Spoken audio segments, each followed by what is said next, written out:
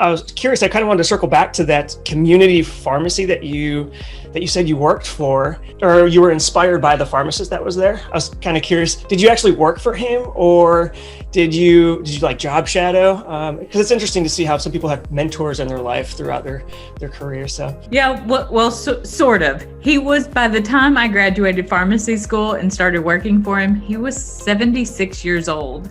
Okay. And this guy was old school. He's passed away now, but he was amazing. He was one of those, he would be chain smoking cigarettes as he was like typing out labels on his like old school label printer that made this awful screeching noise as it printed out the medication labels. And, you know, he would, just the way that people had so much respect for him. I had so much respect for him.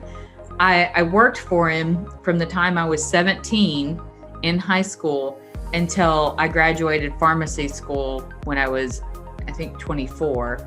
And then at that point, whenever I went in, I really took over most of his hours and he was able to retire.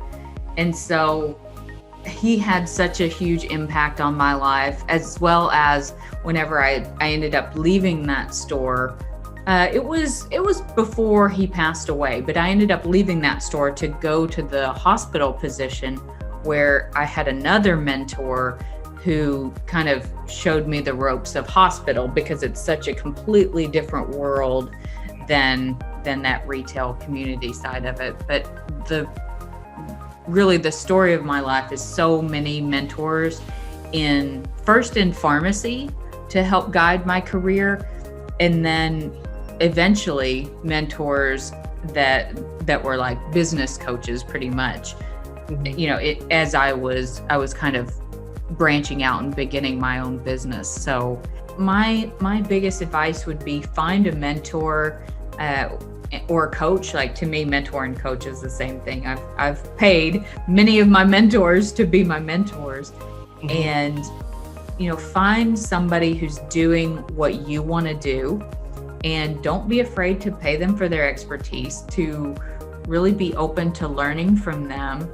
And when you get uncomfortable, that's a great sign that you're on the right path, right? So, watch out next week for another exciting podcast episode from the Healthcare Entrepreneur Academy.